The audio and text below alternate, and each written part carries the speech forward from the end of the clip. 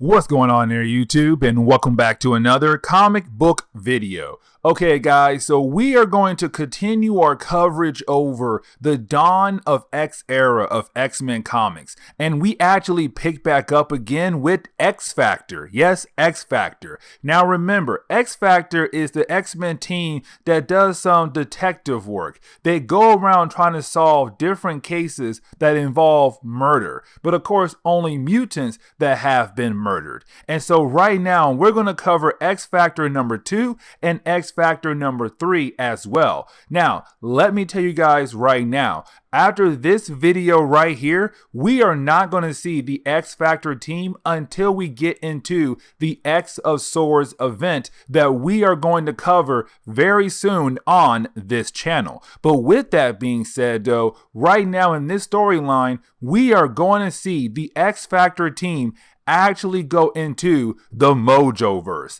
And this is a classic dimension. The X-Men have traveled so many times throughout the years of Marvel Comics. And honestly, I like the idea of this team going back there, but at the same time, I don't really like this story, but we're gonna cover it for our coverage over the dawn of X era of X-Men comics. But I do hope you enjoy X Factor number 2 and number 3. And so in the opening pages of X Factor number 2, we actually pick up with some random character just teleporting on Krakoa. And matter of fact, she teleports outside the home of the Five. Now remember, the Five is a group of mutants that have the ability to bring someone back to life or make a clone of someone that had died in the past to give that person another chance in life. And so right now you have the Five having a meeting, but our new mysterious character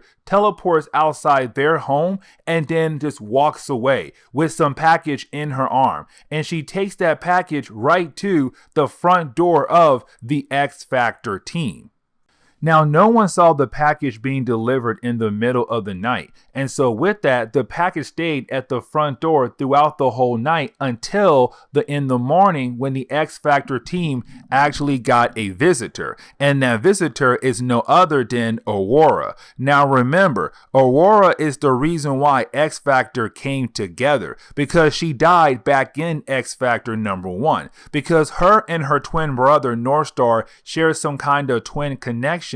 When she died, he felt her death. Now, he did go over to the Five to ask them to bring her back to life, but of course they told him, if you want us to bring her back to life, you need to show us proof that she's actually dead. And so with that, you have Northstar basically form the X Factor team to gather some clues to figure out where was her dead body. Now, once they found her dead body, they took her dead body over to the Five as proof that she was needed to be brought back to life. Now, in the present day, this is her first day being back to life, and we see her going to her brother's new home to talk to him about what happened to her, which basically was she was killed. Now, she does not remember how she was killed, but she does know that she was killed. Now, with that being said though, when she walks into the home of X Factor with the package in her hands, because it was at the front door, you have everyone just so excited to see her, like,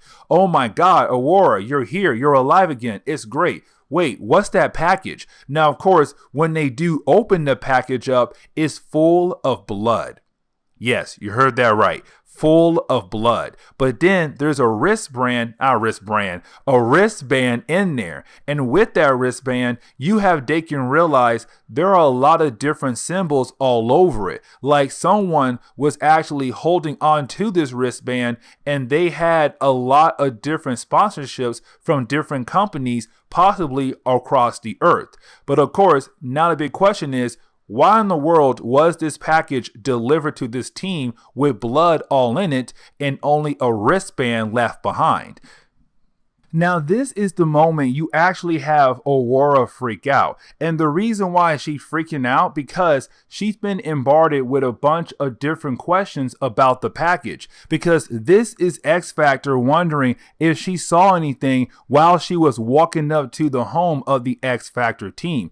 Did she see anyone who could possibly look suspicious? Now, of course, she just screams because she was only brought back to life a couple hours ago. And when she was brought back to life, she remembers being killed off. She was told that she was killed off. Now, she does not remember who killed her, but of course, this whole idea of being brought back to life, it's a new thing to live through. And so, of course, when she arrived here, she did not expect to be thrown into another X-Men problem or another X-Factor problem. She only came here to see her brother because she was brought back to life. Now, that is the moment you do have X-Factor get word that someone was killed off in the Mojoverse. And apparently, there was a mutant from COPPA who went into the Mojoverse for some kind of competition and they died over there. And so now it's X Factor job to go into the Mojoverse to figure out how in the world did that mutant die over there in the Mojoverse. Now Aurora is going to stay behind because again, she was just brought back to life a couple hours ago. She does not want to deal with another huge X Factor problem at the moment. She wants to relax until she can actually think straight. Now let me try my best to explain what is the Mojoverse. So the Mojoverse is one of the many extra dimensions in the Marvel universe. But the way this one works is that you have creatures known as the spineless ones. But what happened with this universe was when humans in the regular Marvel dimension, when they began the process of actually using radio and television signals, some of those signals actually traveled to the Mojoverse, and it actually hit some of the brains of the spineless ones. Now, when that happened, it began the process of the spineless ones falling in love with television and the way of being entertainers. And so ever since then, they have always been doing something crazy in their dimension as a way to broadcast their different kinds of game shows or competitions or regular TV shows across all dimensions in the Marvel universe. That is the main thing about the Mojoverse. Now, when it comes to Mojoverse with this book right here, they have evolved with the times of broadcasting, meaning that as we humans have found new ways to broadcast television, news, and any other kinds of media, so has the Mojoverse dimension as well. On top of that, when the X Factor team arrived in this world, they had to pay to get a bunch of TV channels and other media packages hoping to figure out who killed the mutant or the name of the mutant that was killed. Of course, the payment did not work because Mojoverse wants to keep it a secret to make people pay more. Now, you do have Northstar ask some random people of Mojoverse questions about what is going on here in this dimension. They don't really tell X Factor much, but only tell them that they are lucky. The reason why is because they are mutants. They don't need any kind of sponsorship to get some airtime because they are mutants. But that is the moment we actually get introduced to Mojo World. Now, Mojo World is where basically you have all the big time media stuff happening in Mojoverse. Now, here's the big changes that were made when it comes to Mojo World. If you want access to Mojo World, you have to be approved by the viewers. The viewers must like you to be approved entry into Mojo World. And so with that being said, you have X Factor right now trying to show the viewers of the TV show that they're on right now that they should gain ability to access Mojo World. Now, most of the X Factor team were approved except for one. And of course, the one who does not get approved is Dakin. And the reason why, because Dakin tried his best to make the viewers hate him so that he would not get approved entry into Mojo World. And the reason why, because he wants to go back home to Earth to bang Northstar's sister Aurora. Yes, you heard that right. He basically wants to leave the mission to go back home to basically have some fun time with North Star's sister Aurora. This dude is crazy, but of course it is Daken, the son of Wolverine.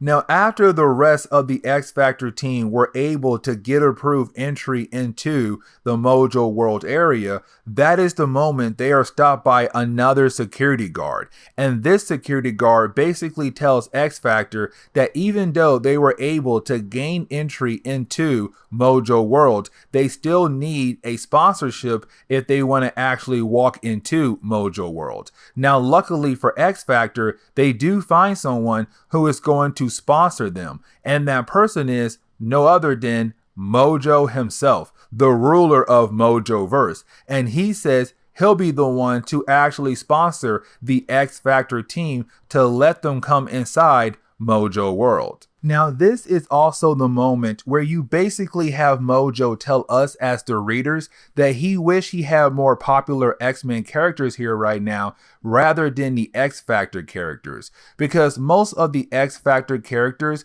are a bunch of C-list or D-list characters that most fans don't care of. But he does tell us that when it comes to mutants right now in the Mojoverse, they're still popular. So no matter what, if they are a C-list, D-list, or even an E-list character, because they're right now in the Mojoverse, they're still popular because they are mutants. Because right now in the Mojoverse, mutants are very popular as entertainment in the Mojoverse. Now, with that being said, you do have X Factor get very upset because they came here to figure out who was killed, what mutant was killed here in the Mojoverse, and on top of that, who killed that mutant. And so you do have X Factor begin the process of actually attacking Mojo to learn more about who killed the mutant or what is the name of the mutant that died. Now, at first, Mojo is kind of like, I'm not going to tell you anything. But of course, you do have X Factor able to scare him just enough to give out some information. And what he says is that when it comes to Mojo World, you have 5 people, the most popular live streamers in the Mojo World, and each of them have their own studio. The mutant that X Factor is here for, that mutant died on one of the top 5 live streamer shows. And so the X Factor team needs to go to that live streamer to figure out what happened to that mutant. Now, of course, one of the top 5 live streamers is no other than Spyro herself. Now, Spyro is an old X-Men character. She first appeared, I want to say, back in the 1980s. I could be wrong. Now, with her being one of the top 5 live streamers, of course, the mutant that the X Factor team is trying to learn more of, that mutant died on Spyro's show. And so right now, you have X Factor heading over to Spyro to get more information about the mutant that had died on her show. But while you have X Factor on their way over to Spyro's show, that is the moment X Factor is attacked by another group of live streamers. And the reason why they're attacked by another group of live streamers is because this group right here, they're not even in the top 5 of the top 5 live streamers. And they're trying to get into the top 5. And they know that mutants are very popular. And so if they're able to kill off X Factor, there is a possibility they could get some boost in their numbers into the top 5. And so if X Factor wants to go see Spyro, they have to deal with this other group of live streamers first. But back in the home of the X Factor team, we do see Aurora watching television. And of course, she's watching X Factor right now fight against these others live streamers. But that is the moment you have the husband of North Star walk into the home of the X Factor team looking for his husband, North Star. And of course, you do have Aurora run up to Kyle and kind of like, hey Kyle, it's nice to see you. I'm alive again. Oh, you're looking for your husband? Well, let me tell you, your husband and his team are on TV right now getting ready for a big battle. And he's kind of like, wait, what? Where in the world is my husband? And so when we jump into X Factor number 3, things get even crazier. And what I mean is that when we actually jump into X Factor number 3, we actually pick up with X Factor right now fighting against a bunch of random live streamers. Now, while our heroes are fighting against these random live streamers, you actually have Spyro recording the fight. Matter of fact, she is using this fight as a way to boost her numbers up. That is how crazy it is. So while these guys were originally fighting against the X Factor team for their own stream, you have Spyro using their fight for her own stream. It's just ridiculous. But either way though, you do have X Factor being able to actually defeat these random live streamers.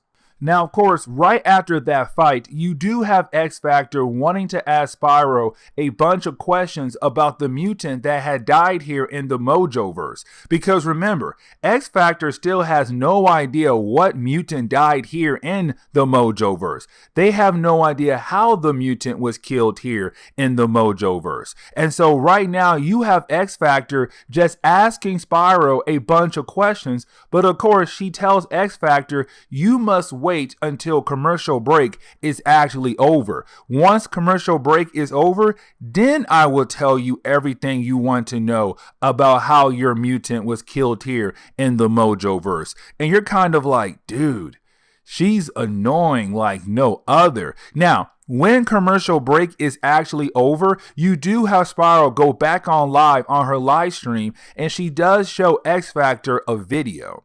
And this is the moment we kind of find out what mutant died here in the Mojoverse. And that mutant is no other than Wind Dancer. Now, of course, Wind Dancer is one of those characters that most fans don't really know of. But when she does pop up, honestly, she doesn't do much for the X-Men comics. Now, with that being said though, she was the mutant that had died here in the Mojoverse. And matter of fact, she was on live television when she was killed. But here is the big question. Why was she here? And why did she die here? Two big questions, actually. And so with that being said, you have X Factor continue to basically trying to force Spyro to answer all of their questions. But then you have Spyro say, no, because you're trying to rush me, I am going to teleport you guys somewhere else. And so what she does is she teleports X Factor to the battle pits. But back at the Boneyard, we actually pick up with Aurora. Now remember, the Boneyard is the home of X Factor back at COPPA. Now with that being said, Aurora thought that she was home by herself because she knows that X Factor is right now in the Mojoverse. But when she walks into the kitchen, she sees Dakin. Now remember, the reason why Dakin is back here at the home of X Factor is because when it came time for X Factor to gain access to Mojo World, he was the only one turned away. And he did that on purpose to come back home to try to get in bed with Aurora. And right now, he is going to try his best to get in bed with Aurora. Now, I like this moment a lot because you do have Aurora as Dakin. Why in the world are you wearing a shirt? And you have this man basically compare himself to Pokemon. He's kind of like, I'm like Pokemon, the perfect creature in that game. I'm so perfect that, sometimes I don't need a shirt. And the only reason why I'm wearing a shirt right now is because it's so soft. And you're kind of like, this is crazy. This is ridiculous. But you know what?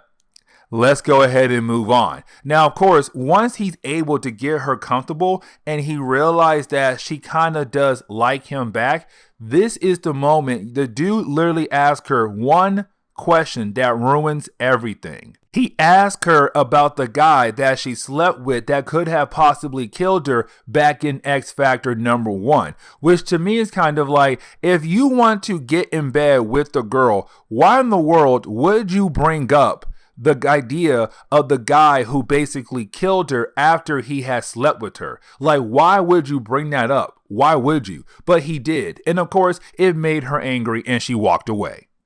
But when we jump over to the X Factor team, we actually pick up with X Factor right now fighting against a bunch of random live streamers. Now, while X Factor is doing all of that right there, that is the moment you have Northstar stop in his tracks. And the reason why, because he sees somebody else that he knows very well. And that person is no other Shatterstar. Now, Shatterstar was one of those characters that fans loved in the 80s and the 90s. I mean, fans really did love this character. Now, here comes the big thing though. When Northstar sees Shadowstar, had a hard time saying that. When Northstar sees Shatterstar, you have Shatterstar stop in his tracks and run over to the X Factor team. Now, when he does that, this is the moment you have Shatterstar tell the X Factor team two important things. The first thing is that when it comes to Sophia, aka Wind Dancer, it wasn't like she was killed off by some random person who wanted to kill her. Instead, when it came to Wind Dancer, she actually killed herself to feed the numbers because she was also a live streamer. Because in the Mojoverse, the #1 entertainment right now is mutants. And so with that being said, she basically was trying to make herself better in the eyes of live streamers across the world. She was trying to get her numbers up. And so she knew that if she killed herself, her numbers will basically shoot all the way up. She could possibly be #1. Now, here comes the big thing though. You did have Shatterstar tell us that with the death of Wind Dancer, it did boost her numbers up. But now they're going to do an autopsy on her to basically continue to help her numbers. They're going to look inside her body to learn more about how the mutant gene works. It's honestly very sick. Now, the second thing, you have Shatterstar tell his old friends, the X Factor team, that right now, he's being mind controlled by Mojoverse. Now, he doesn't just flat out tell his team, it's just the way he's talking to his team. And so with that being said, they're kind of like, he's being mind controlled and he really can't speak for himself. Something is going on here. Now, right after all of that right there, you actually have Shatterstar tell X Factor one more piece of information, that when it comes to Mojo, his next goal was to actually clone Wind Dancer, make clones of her, and continue to use the clones as the way to boost the numbers of entertainment in the Mojoverse. Because right now, mutants are the #1 thing. And Sophia, aka Wind Dancer, she was one of the best things here in the Mojoverse. And so if they're able to make clones of her and use those clones as a way to boost their numbers, they're going to do that. Now, of course, you do have X Factor like, nope, we cannot let that happen. And so you do have X Factor being able to get the body of Wind Dancer so that they can leave the Mojoverse and go back to Earth. Now, the last page of X Factor #3 is really more of Marvel leading us into the X of Swords event. And the reason why I say that is because we actually do pick up with some female X-Men characters right now at the bar just minding their business. Now, of course, those characters are I want to say Storm, Psylocke, Domino, Mystique, and I have no idea who the 5th lady is. But out of nowhere, all 4 females, the one named, they are teleported away. And when they come back, they have a bunch of guns in their hand. Now, between the time that they were teleported away and when they came back, the 5th lady, which again, I have no idea what her name is, she basically tells the bartender that, don't worry, they'll be right back. The next book is a tie-in, which is a hint that X Factor #4 is going to be a tie-in for the X of Swords event. But with that being said though, this is where we are going to end today's comic book video. So please leave me a like down below and subscribe. Also, if you have any suggestions on books I should read, well, please let me know in the comments below, because you never know, your suggestion could be a future video down the road. But guys, I'll see y'all next time. Later.